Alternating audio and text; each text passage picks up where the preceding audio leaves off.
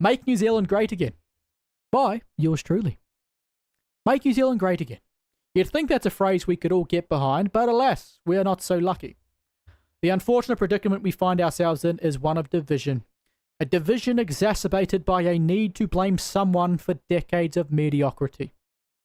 As far as I'm concerned, we can blame National and Labour equally for the state of this country, but a third party is also culpable. Not ACT, not NZ First, Te Pāti Māori, or even the Green Party of Aotearoa, New Zealand. I find that name extremely pretentious. No, it is you. Your neighbour, your husband or wife, your parents and children, your local butcher and grocer, you. Our votes matter, and for generations we have all chosen mediocrity. We've opted for the safe option instead of bold change, the politically correct option instead of the controversial one. We've allowed our TVs and local paper to tell us how we ought to think and what is best for our future. Capitalism is evil, so you can't vote for the ACT Party. Opposing men and women's sports is transphobic, so you can't vote for New Zealand First. Social justice is eye-roll inducing, so you can't vote for the Greens. Māori are already represented by the Labour Māori caucus, so there is no point voting for Te Pāti Māori. Agree or disagree with any of these minor parties, they are actively ignored in favour of the big two, Labour and National. But it's not them overlooking the alternative. It is you. Now into the second year of the Coalition's 3-year term, it is abundantly clear the weak link is not New Zealand First, who achieved only 6.09% of the vote, or ACT, who did marginally better at 8.64%, but in fact National. They took home 38.08% of the vote, over 11% more than Labour, whose abysmal performance in government saw them drop to 26.92% from 50% just 3 years earlier. But what we have got in return is just a handbrake on good ideas. Say what you will about what the government's priorities should be right now. That's no excuse to completely rule out constitutionally necessary change. It certainly doesn't justify turning your back on women, girls, and young people who are victimised by gender ideology every single day. Prime Minister Christopher Luxon may think he can achieve re-election by playing it safe and relying almost exclusively on the economy to bail him out, but he wasn't elected so that he could win re-election.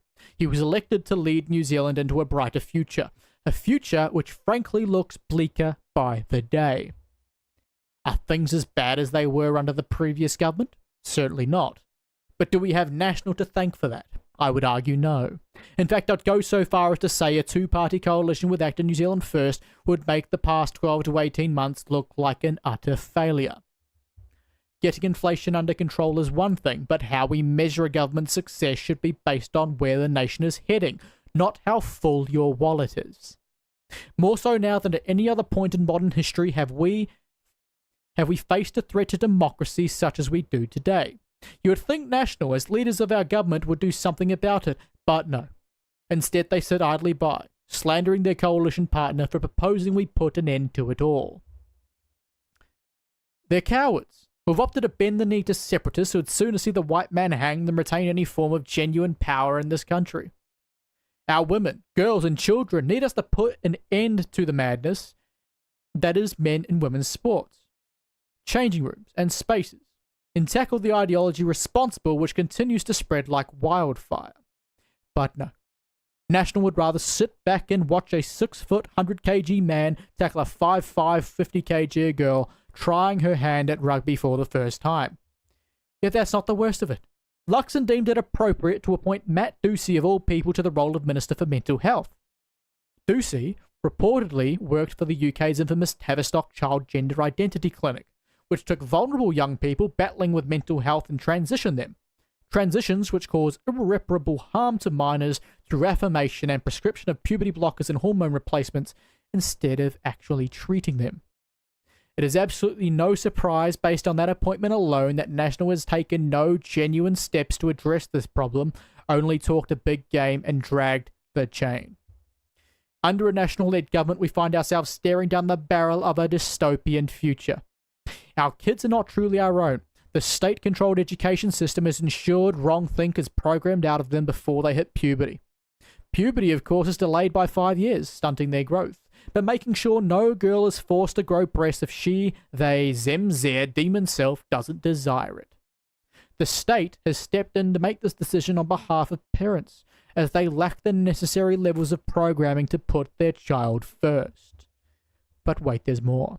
The separatists have obtained significant power, effectively running a country within a country. Families once united under one name, now separated by law as Māori and other. Young Māori men thieve from and murder Pākehā, knowing the punishment is their own to dish out. The weak leadership of New Zealand no match for the extremist will of Rawiri Waititi and his descendants.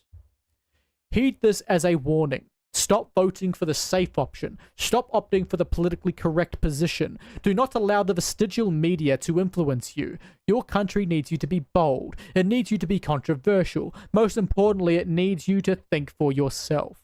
National or Labour, it does not matter. Both have failed you time and again. They failed your parents, they failed your grandparents, and they will sure as hell fail your kids too.